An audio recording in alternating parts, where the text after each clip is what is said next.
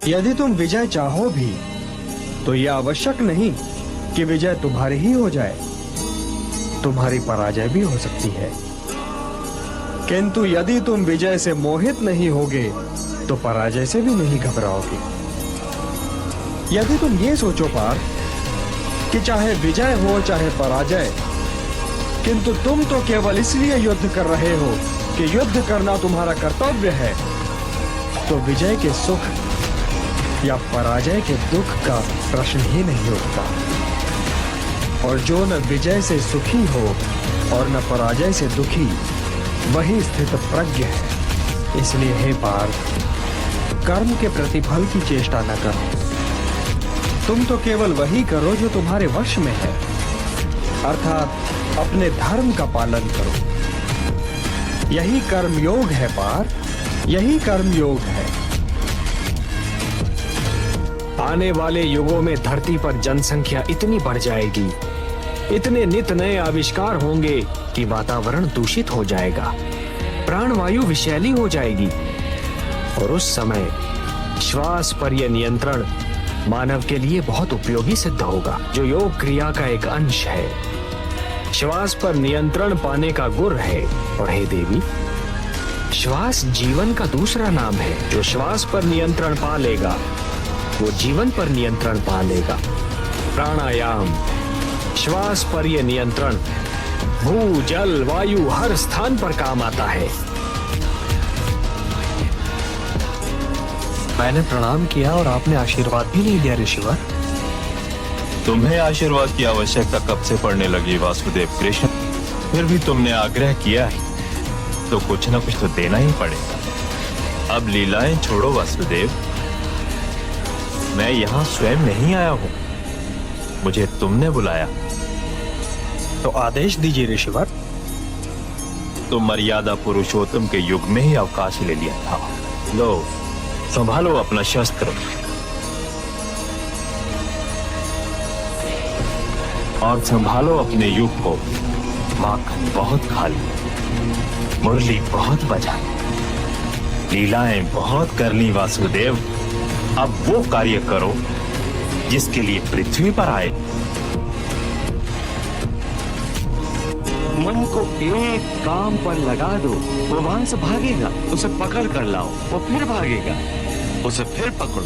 ऐसा बार बार करना पड़ेगा। जैसे घोड़े का नवजात शिशु एक क्षण के लिए भी स्थिर नहीं रहता, क्षण क्षण में इधर उधर फुदकता रहता है। परंतु यदि सवार दृढ़ संकल्प हो तो अंत में वो सरकश घोड़े पर सवार हो जाता है। उसी प्रकार मन को भी नियंत्रण की रस्सी में बांधकर बार बार अपने रास्ते पर लाया जाता है, तो अंत में वो अपने स्वामी का कहना मानना शुरू कर देता है।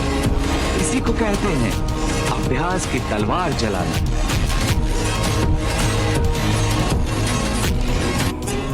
और मन में ये पक्का विश्वास रखो कि जिस नियत के साथ तुम कर्म करोगे उसी नियत के अनुसार तुम्हें फल अवश्य मिलेगा। कर्म का ये अटल विधान है, इसमें कभी किसी के साथ अन्याय नहीं हो सकता। हे अर्जुन, प्राणी का कोई भी कर्म नष्ट नहीं होता।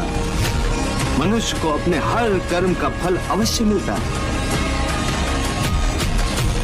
इस तरह प्राणी के कर्मों के अनुसार उन कर्मों का फल हर मनुष्य के प्रारब्ध में लिख दिया जाता है। चंचल मन को मनमानी न करने दो पार्थ, उसे रोको और उसे अपने आत्मा का अधीन बनाओ। तुम्हारी उलझनों का यही उपचार है। मेरी ओर देखो पार्थ, मेरी ओर देखो। जिसे हर दिशा और हर वस्तु में केवल मैं ही दिखाई दूं, वो तो कभी भटक ही नहीं सकता। जो मुझे नहीं भूलता पार्थ, मैं भी उसे नहीं भूलता। वो तो सांसारिक जीवन व्यतीत करते हुए भी संसार से अलग और मेरे भीतर रहता है। हे अर्जुन, जो योगी सबके सुख दुख को अपना सुख दुख माने, वही परम श्रेष्ठ है।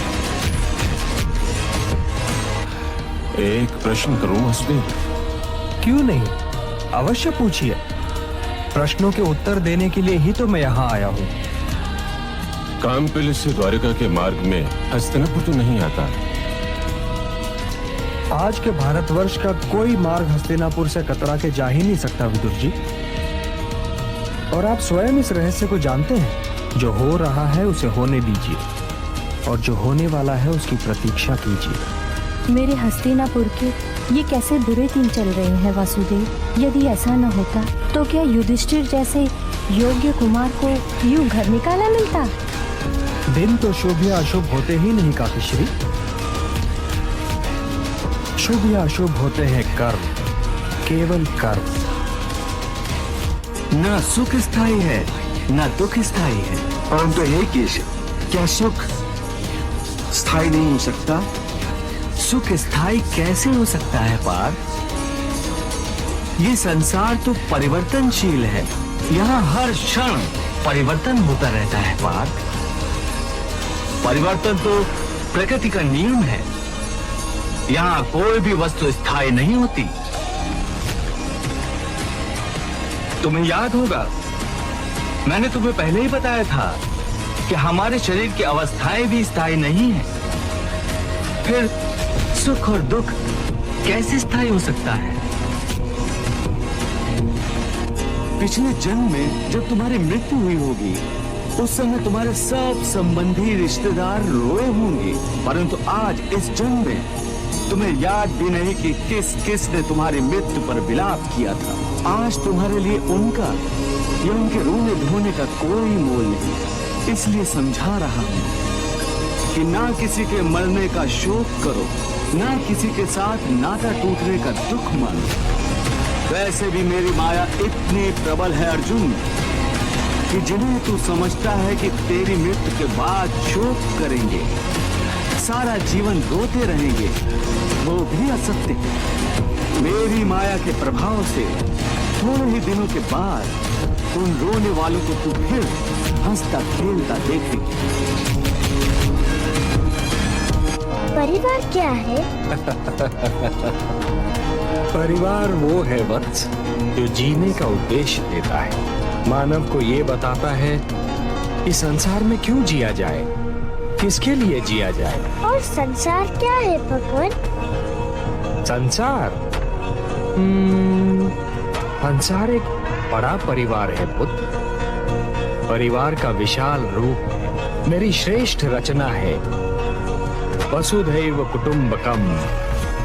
ये सारी वसुधा, ये सारी धरती एक ही कुटुंब है, एक ही परिवार है वत्स। और यही मेरा मंत्र भी है। ये सारा संसार मेरी ही संतान है। संसार की सेवा करना अर्थात मेरी सेवा करना। बर्बरीक बर्बरीक बर्बरीक, ये क्या रट लगा रखी आप लोगों ने पिताश्री? उसके पास ऐसी कौन सी शक्ति है जो हमारे पास नहीं? क्या उसकी शक्ति पितामह भीष्म की शक्ति से भी महान है, जिन्हें इच्छा मृत्यु का वरदान मिला हुआ है? क्या उसकी शक्ति मेरे मित्र कर्ण की शक्ति से भी अधिक है, जिसके पास हर अस्त्र को नाश कर देने वाला ब्रह्मास्त्र है? क्या बर्बरीक गुरु द्रोणाचार्य से भी अधिक शक्तिशाली है काकाश्री, जिन्हें हर ब्रह्मास्त्र का संपूर्ण ज्ञान है? क्या वो गुरुपुत्र अश्वत्थामा से अधिक महान है, जिसका संहार किया नहीं जा सकता? नहीं काकाश्री नहीं। वो नवजात शिशु कुल गुरु कृपाचार्य के सामने एक तिनके के समान है, जो हवा के हल्के झोंके से उड़ जाएगा। और यदि मैं ये कहूँ कि हाँ, बर्बरीक इन सब शक्तियों को मिलाकर भी इनसे अधिक शक्तिशाली है, तो इस मंत्र को सदैव याद रखो कि संसार में ज्ञान के समान पवित्र करने वाली न ही कोई वस्तु है और न ही कोई तत्व। ज्ञान ही सर्वोत्तम है। अज्ञश्च अश्रद्धानश्च संशयात्मा विनश्यति, नायम लोकोस्ति न परः न सुखम संशयात्मनः। जो अज्ञानी हैं, जिनमें श्रद्धा भाव नहीं है, जो बात बात पर शंका करते हैं, संशय युक्त हैं, वे तो नष्ट हो ही जाते हैं और उन्हें न इस लोक में सुख मिलता है और न ही परलोक में। इसलिए है भारत, संशय को त्यागो और तुम्हारे भीतर जो मुनि बैठा है उसे जगाओ। ज्ञान योगी बनो पार्थ, ज्ञान योगी बनो, और समझ लो कि ज्ञान की चरम सीमा ही कर्म संन्यास है।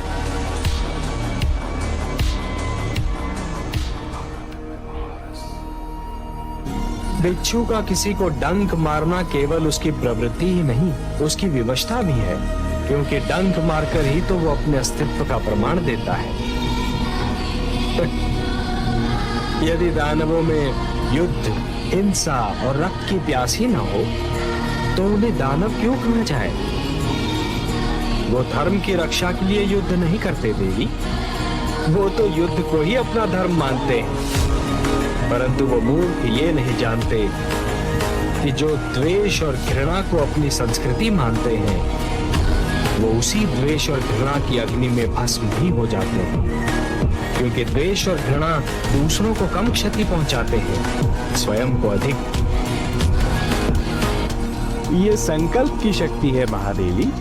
जब कोई व्यक्ति किसी कार्य को करने के लिए दृढ़ संकल्प कर लेता है तो पर्वत भी उसके सामने राई के समान हो जाता है।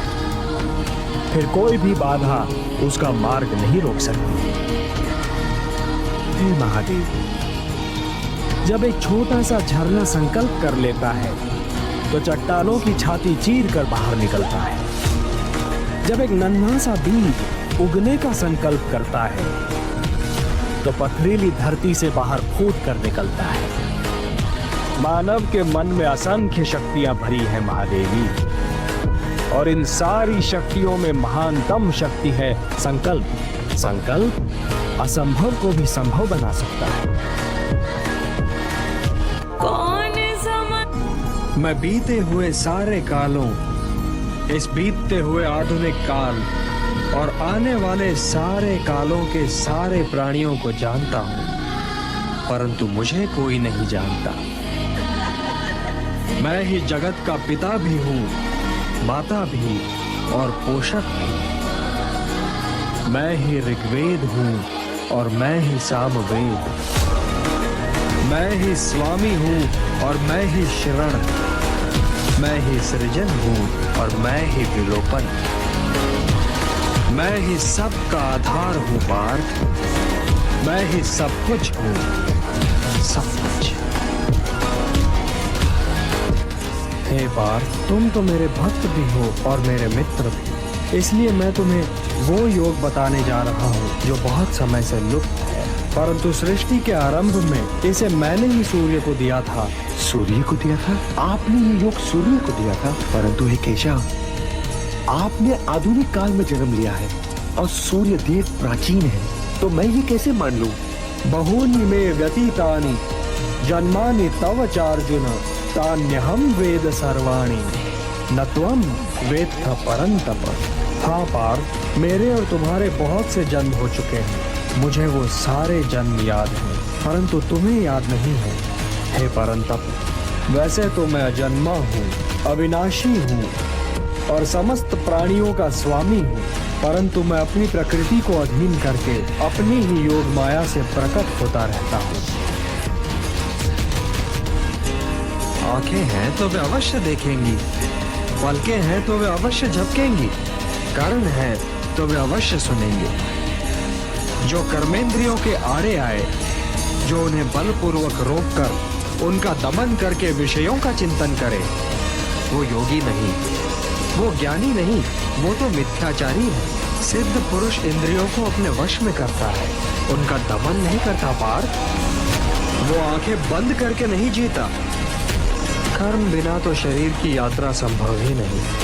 व्यक्ति सांस तो लेगा ही न पार्थ। यदि वातावरण में कोई सुगंध या दुर्गंध है तो वो उसका अनुभव करने के लिए भी विवश है। इसलिए जो अपने इंद्रियों को नियंत्रित रखे, जो उन पर अपनी चेतना का अंकुश लगाकर उन्हें कर्मोन्मुख करे, उन्हें कर्म की दिशा दिखाए, वही श्रेष्ठ है। जो व्यक्ति केवल अपनी समस्याओं के विषय में सोचता है वो तो पापी है। इसलिए तुम इस मोह जाल से निकलकर अपने कर्तव्यों को पहचानो पार्थ और उनका पालन करो। हे पार्थ, कर्म फल की इच्छा ही मार्ग में बाधा है।